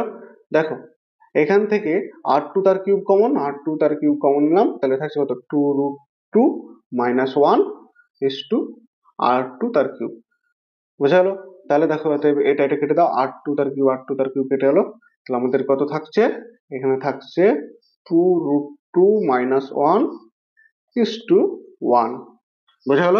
তাহলে অতএব কেটে নেওয়া অংশের সঙ্গে অবশিষ্ট গোলকের আয়তনের অনুপাতের যে আয়তনের অনুপাত সমান হচ্ছে এটা, ক্লিয়ার, বোঝা গেল, ঠিক আছে। এবার দেখো নেক্সট অঙ্ক, চলো নেক্সট অঙ্ক কি বলছে, নেক্সট অঙ্ক বলেছে 14-13টা 14 সেমি ব্যাসার্ধের দৈর্ঘ্যের ব্যাসার্ধ বিশিষ্ট একটি ভূগোলকের অক্ষটির বক্রতলে এত সেমি ব্যাসার্ধের অবশিষ্ট দুটো বৃত্তাকার ছিদ্র রয়েছে, মানে করা হয়েছে। তাহলে ভূগোলকটির গোলকের গোলাকার অংশের ধাতব পাতের ক্ষেত্রফলটি নির্ণয় করো। আমি একটা ছবি নিয়ে নিচ্ছি, একটা গোলক, জাস্ট বৃত্ত আকারে নিয়ে নিচ্ছি একটা গোলককে, হ্যাঁ, যাতে তোমাদের সুবিধা হয়। দেখো, এটা ধরো একটা গোলক নিলাম, এবং এই গোলকটা কি, একটা গোলক। তাহলে গোলক যদি দেখি, তাহলে এইরকম ভাবে আকৃতি থাকে, এখানে একটা ফুটো থাকে আর এখানে একটা ফুটো থাকে, এর ভিতর দিয়ে একটা অক্ষ বরাবর কিছু থাকে যেটা এর সঙ্গে আটকে থাকে, তাই না? এটা হচ্ছে এরকম থাকে, বোঝা গেল? এটা গোলক হচ্ছে এরকম। এবার দেখো, এই যে মানে গোলকটা, তার দেখো যে ব্যাসার্ধ সেটা হচ্ছে 14 সেমি। তাহলে এর সমস্ত পাত লেগেছে কোটা, এটা তৈরি করতে যে পরিমাণ পাত লেগেছে এটা কি, পুরো এরিয়াটা, তাই তো? এই পুরো এরিয়াটাই তার পাত লেগেছে, এখান থেকে নিয়ে একদম সম্পূর্ণ এরিয়াটা। দেখো এখানে এই দুটো অংশে কিন্তু পাত নাই, এই দুটো অংশ কি গোলাকার, তাই তো? তাহলে এই দুটো অংশে পাত নাই, তাহলে এই দুটো বৃত্তের যে ক্ষেত্রফল, সেই বৃত্তের ক্ষেত্রফল দুটো যোগ করে এর সমগ্র তলের ক্ষেত্রফল থেকে যদি বিয়োগ করি, তাহলে আমরা যে পরিমাণ পাত লাগবে এরিয়াটা করতে, সেটা আমরা পেয়ে যাব। ঠিক আছে? তাহলে আমরা এখানে লিখবো কি, ধাতব গোলকের বা ভূগোলকের ব্যাসার্ধ, ভূগোলকের ব্যাসার্ধ আর1 সমান কত, 14 সেমি। অতএব ভূগোলকের সমগ্র তলের ক্ষেত্রফল সমান কত, 4πr1 তার স্কয়ার বর্গ সেমি। তাহলে কি 4 পায়ের মান কত, 22/7, আর আর এর মান কত, 14 তার স্কয়ার বর্গ সেমি। তাহলে দেখো 4 × 22/7 × 14 মানে কি, 14 স্কয়ার মানে 14 × 14 করে দিচ্ছি, কাটাকাটি হচ্ছে, দেখো 7 দুগুণে 14। ঠিক আছে? তাহলে দেখো এটার যদি আমরা গুণ করি, তাহলে 4 দুগুণে 8, 8 22 কত হচ্ছে, 8 22 দেখো মনে মনে যদি আমরা গুণ করি, তাহলে 8 দুগুণে 16, 6 হাতে থাকে 1, 8 দুগুণে 16 হাতে থাকে, ও 8 দুগুণে 16, 6 হাতে থাকে 1, 8 দুগুণে 16 হাতে থাকে 17, 176 ইন্টু 14। ঠিক আছে? তাহলে 176 ইন্টু 14, এটা যদি আমরা গুণ করি, তাহলে এখানে একটা গুণ করে নাও। দেখো 176 ইন্টু 14, তাহলে 4 6 24 4, হাতে থাকে 2, তাই তো? তাহলে হচ্ছে 4 7 28 7 2 30, 30 শূন্য, হাতে থাকে 3, 4 কে 4, 3 7, 6 কে 6, 7 কে 7, 1 কে 1, তাহলে 4 6 7 7 14, 4 হাতে থাকে 1 আর 2, তাহলে এটা কত দাঁড়াচ্ছে, 24 64, 24 এটা লিখা হলো 24 64 বর্গ সেমি। ক্লিয়ার?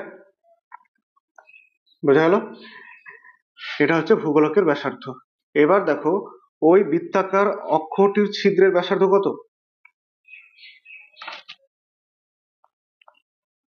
অক্ষটির ছিদ্রের ব্যাসার্ধ R2 সমান বলেছে 0.7 সেমি। ঠিক আছে? অতএব অক্ষটির ছিদ্রের ক্ষেত্রফল, এটা কি আকৃতির, বৃত্ত না, তাহলে বৃত্তের ক্ষেত্রফল কত, পাই আর স্কোয়ার বর্গ সেমি। তাহলে কত, পাই R2 স্কোয়ার, তাহলে আর এর মান কত, 0.7 তার স্কোয়ার। দেখো এবার বিষয়টা হচ্ছে, দেখো ওইরকম কটা ছিদ্র থাকে, দুটো না, ওইরকম দেখো এখানে একটা ছিদ্র থাকবে আর এখানে একটা ছিদ্র থাকবে, তাহলে দুটো। অতএব দুটি অক্ষের ছিদ্রের, অতএব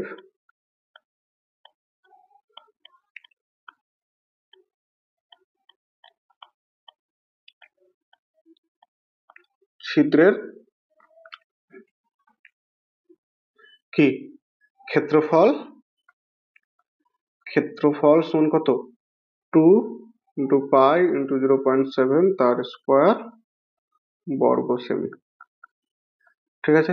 তাহলে 2 × 22/7 × 0.7 × 0.7, পয়েন্টটা তুলে দাও, 10, এর পয়েন্ট তুলে দাও 10। ঠিক আছে? 7 7 কেটে যাচ্ছে, বোঝা গেল? আর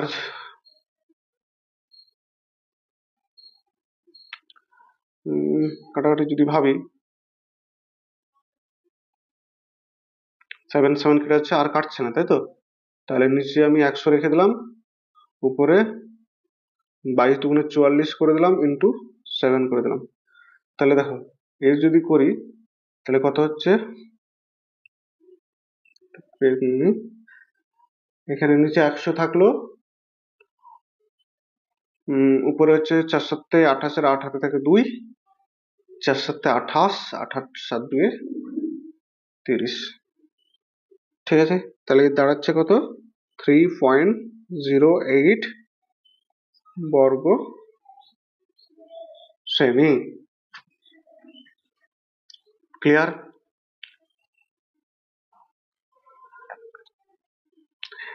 এবার দেখো আমাকে কি বলেছে, আমাকে বলেছে যে ভূগোলকের গোলাকার অংশের ধাতব পথের ক্ষেত্রফল, তার মানে কি পুরো ভূগোলকের সমগ্রতলের ক্ষেত্রফল থেকে এইটা আমি বিয়োগ করে দেবো।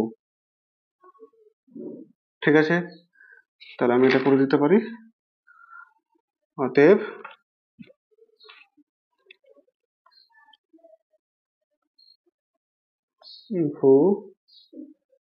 ভূগোলকের গোলাকার অংশের ধাতব পাতের পরিমাণ সমান হচ্ছে কত, 24 64 ছিল তাই না, 24 64 মাইনাস 08।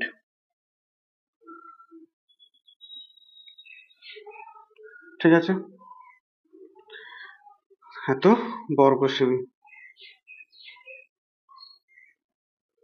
তাহলে বিয়োগ করো, 24 64 0.08 দিলে হাতে থাকে 1, 10 মিলে করে দিলে 9 দিলে, ঠিক আছে, পয়েন্ট 4 4 4 মিলে গেল 0, 6 4 2, তাহলে এটা কত দাঁড়াচ্ছে 2460.92। ঠিক আছে, 92 বর্গ সেমি। অতএব ওই ধাতব গোলকটি তৈরি করতে পাত লাগবে এত বর্গ সেমি। ক্লিয়ার? বোঝা গেল? এবার দেখো পরের অঙ্কটা কি বলছে, পরের অঙ্কটা বলছে দেখো 8 সেমি দৈর্ঘ্যের ব্যাসার্ধের একটি নিরেট লোহার গোলককে গলিয়ে 1 সেমি দৈর্ঘ্যের ব্যাসার্ধের কয়েকটি নিরেট গোলক তৈরি করা যাবে তা হিসাব করে লিখি।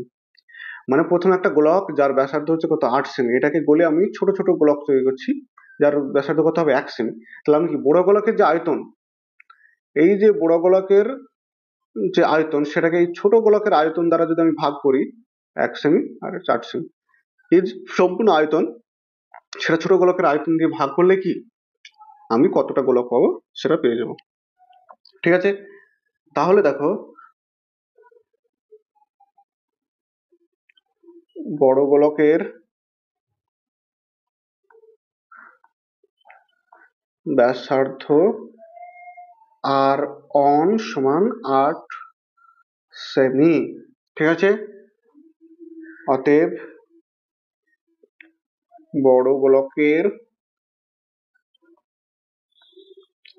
আয়তন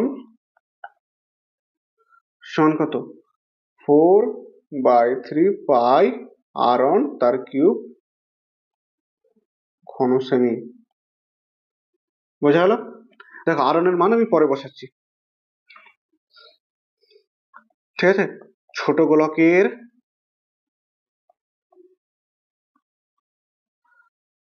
ব্যাসার্ধ R2 সমান হচ্ছে 1 সেমি। ঠিক আছে, অতএব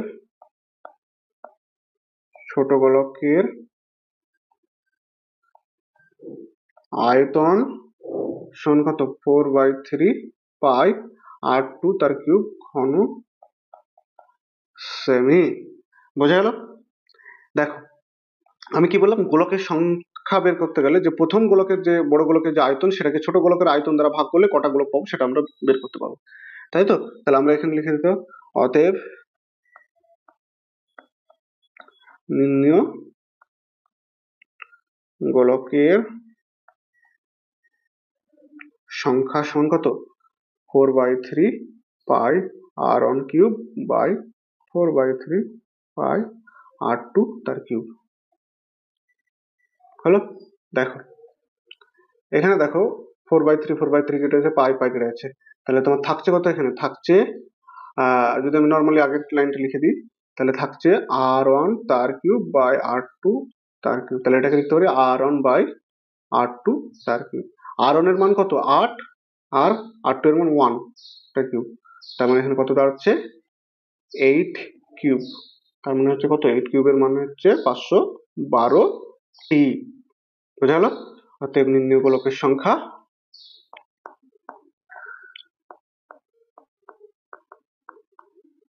গোলকের সংখ্যা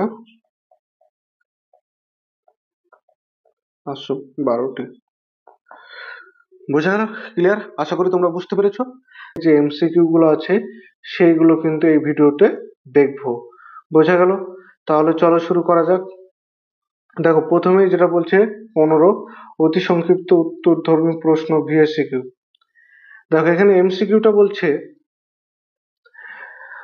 বহুবিকল্পী প্রশ্ন। এমসিকিউ বলছে 2r একক দৈর্ঘ্যের ব্যাসার্ধ বিশিষ্ট একটি নিরেট গোলকের আয়তন কত?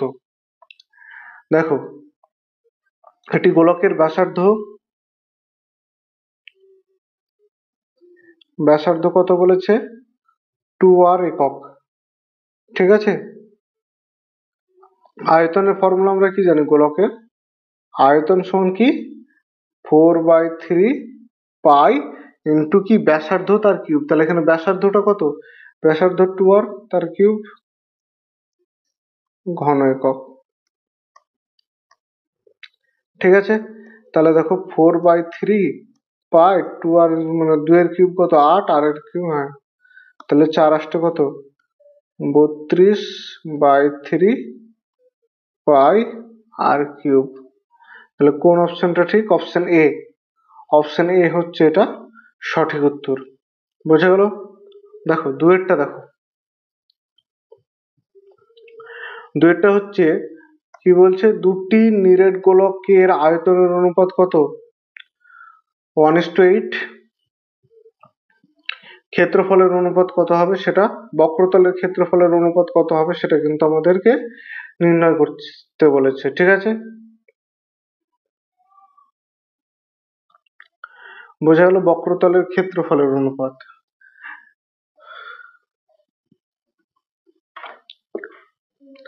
দেখো এখানে আয়তন ধরো একটা গোলকের ব্যাসার্ধ R1 আর একটা গোলকের ব্যাসার্ধ R2, তাহলে এর আয়তন কত হবে? 4/3 পাই R1 কিউব, আর এর আয়তন কত হবে? 4/3 পাই R2 তার কিউব। এদের যদি আমি অনুপাত করে দিই তাহলে আমি কি পাবো? 1:8। ঠিক আছে? বা কাটাকাটি করলে আমরা এটা কি পাবো? কাটাকাটি করলে কি পাবো? দেখো 4/3 পাই R1 তার কিউব বাই 4/3 পাই R2 তার কিউব সমান 1/8। এটা পুরোটা কেটে যাচ্ছে, পাই পাই কেটে যাচ্ছে, 4/3 তাহলে বা এটা কত থাকছে?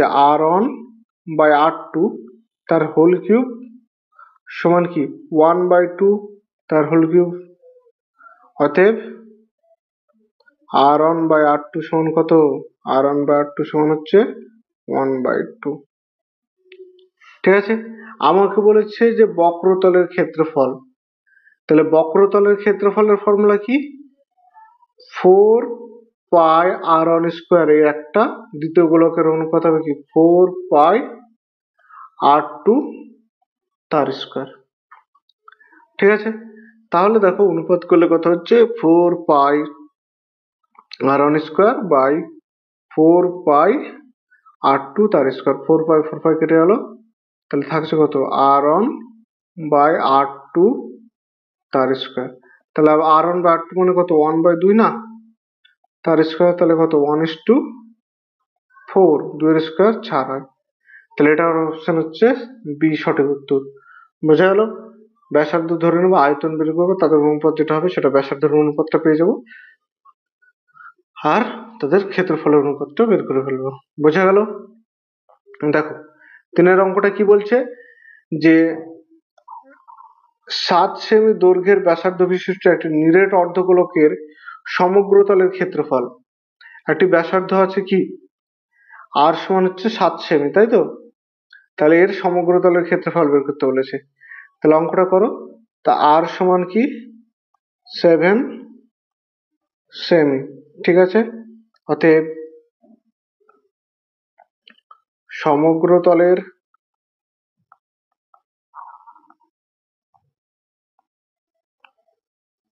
ক্ষেত্রফল, সমগ্র তলের ক্ষেত্রফলের ফর্মুলা কি? অর্ধগোলকের, তাই না? তাহলে সমগ্র তলের ক্ষেত্রফল হচ্ছে 3πr²। বোঝা গেল? তাহলে এটার বর্গ সেমি। তাহলে এটা কত হবে? 3πr² মানে কত? আর এর মান 7, তার স্কোয়ার বর্গ সেমি, বা 3π ইন্টু 7 49 বর্গ সেমি। তাহলে 349 গুণ করলে হচ্ছে 3 9 27 7, হাতে থাকে 2, 3 4 12 2 14, 147 পাই বর্গ সেমি, ঠিক আছে? তাহলে নিরেট গোলকের সমগ্র তলের ক্ষেত্রফল কি হচ্ছে? 147 পাই বর্গ সেমি, অপশন সি। তাহলে অপশন সি হচ্ছে কি সঠিক উত্তর, তাই তো? বোঝা গেল? নেক্সট অঙ্ক কি বলছে দেখো। দুটি নিরেট গোলকের বক্রতলের ক্ষেত্রফলের অনুপাত কত? 16:9। তাদের আয়তনের অনুপাত নির্ণয় করো। তাদের কি করব? আয়তনের অনুপাত নির্ণয় করতে বলেছে। তাহলে দেখো, একটা গোলকের ব্যাসার্ধ r1 আর একটা গোলকের ব্যাসার্ধ r2 যদি হয়, তাহলে প্রথম গোলকের কি বলেছে, বক্রতলের ক্ষেত্রফল কত হবে? 4πr1 তার স্কোয়ার। দ্বিতীয় গোলকের কত হবে? 4πr2 তার স্কোয়ার। এদের যদি অনুপাত করি তাহলে আমি কি পাচ্ছি? 16:9, তাই তো? বা 4πr1 তার স্কোয়ার বাই 4πr2 তার স্কোয়ার সমান কত? 16/9। 4π কেটে গেল। তাহলে এদিকে r1 বাই r2 তার বর্গ হোল স্কোয়ার করে দাও, আর এদিকে 16 কত? 4/3 তার হোল স্কোয়ার করে দাও। তাহলে হোল স্কোয়ার ক্যান্সেল আউট হয়ে গেল। তাহলে r1 বাই r2 কি হচ্ছে? 4/3, ঠিক আছে? তাহলে r1 বাই r2 হচ্ছে 4/3। বোঝা গেল? এবার দেখো, তাদের আয়তনের অনুপাত বলেছে। তাহলে আয়তনের অনুপাত কত? আয়তন হচ্ছে কত? প্রথম গোলকের 4/3πr³ ইস্টু একটা হচ্ছে কি 4/3πr2 তার কিউব হলো। তাহলে দেখো 4/3πr1 তার কিউব বাই 4/3πr2 তার কিউব। 4/3π কেটে গেল। তাহলে কত? r1 বাই r2 তার কিউব। r1 বাই r2 এর মান কত? তার কিউব। বুঝা গেল? তাহলে উপরে কত হচ্ছে? 4 4 16, 4 16 64, নিচে 3 3 3 9 27। তাহলে এটা অপশনটা কি 64:27। বোঝা গেল? তাহলে আয়তন অনুপাত কত আসলো? Option A. তাহলে এটা হচ্ছে অপশন এ হচ্ছে সঠিক উত্তর। বোঝা গেল? দেখো নেক্সট পাঁচেরটা বলছে, একটি নিরেট গোলাকার বক্রতলের ক্ষেত্রফল এবং 3 গুণ আয়তনের সংখ্যান সমান হলে গোলকটির ব্যাসার্ধের দৈর্ঘ্য কত? ধরো গোলকটির ব্যাসার্ধের দৈর্ঘ্য কত? আর, তাহলে বক্রতলের ক্ষেত্রফল কি 4πr1 তার স্কোয়ার, আর আয়তন হবে কত? 4/3। আচ্ছা, r1 লেখার দরকার নেই, এটা তোর আর একটা হবে। আর এটা কত হচ্ছে? 4/3πr³। তাহলে এই দুটো কি সমান করলে এর 3 গুণের সাথে, তাহলে শর্তানুসারে এখানে সমানটা না করে আলাদা লিখে দিচ্ছি, শর্তানুসারে এটা মুছে দিচ্ছি। দেখো কথা হচ্ছে, দেখো 4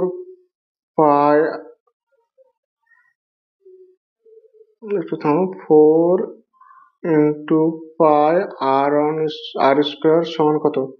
3 ইন্টু 4πr³। যেহেতু সংখ্যা মান সমান, 3 3 কেটে গেল, 4 4 কেটে গেল, পাই কেটে গেল। তাহলে এটা কি হচ্ছে? r³ - r² = 0, তাই তো? তাহলে আর কমন নাও, তাহলে r minus one equal to zero. তাহলে একটা আর সমান কত জিরো, আর একটা হচ্ছে r minus one equal to zero, তারপর আর সমান কত একটা হচ্ছে ওয়ান।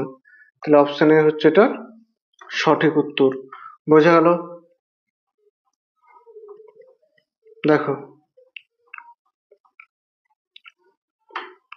নিচের বিবৃতিগুলি সত্য না মিথ্যা লিখি। একটি নিরেট গোলকের ব্যাসার্ধের দৈর্ঘ্য দ্বিগুণ করলে গোলকটির আয়তন দ্বিগুণ হবে, এটা সত্য না মিথ্যা? ধর একটা ব্যাসার্ধ, যখন ব্যাসার্ধ আর একক, তখন আয়তন কত? আয়তন সমান হচ্ছে কত? 4/3 পাই আর কিউব ঘন একক। ক্লিয়ার?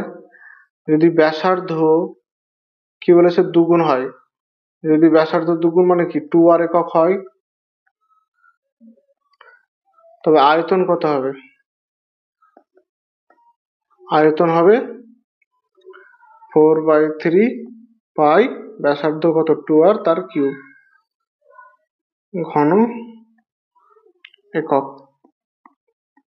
4/3 পাই ইন্টু কত 8, 2 এর কিউব 8 ইন্টু আর এর cube.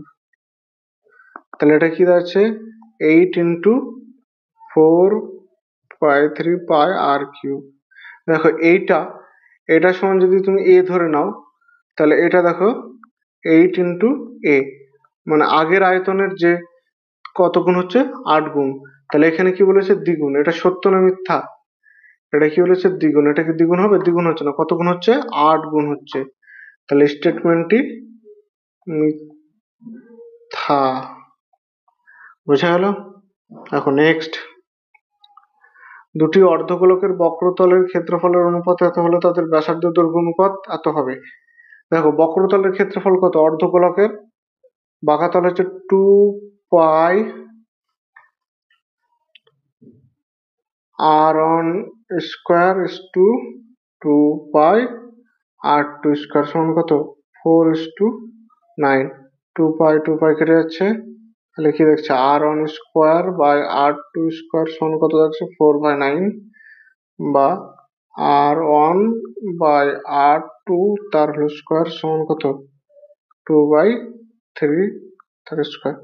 therefore r1 by r2 সমান কত 2/3, অর্থাৎ therefore r1 বাই r2 সমান কত 2:3। বা সরি, এখানে এই দিকটা বায়াকারের জায়গায় এই করে লিখে দাও, তাহলে হয়ে যাবে। কি লিখবো তাহলে, এটা r1:r2, ঠিক আছে? তাহলে এটা সত্য। ক্লিয়ার?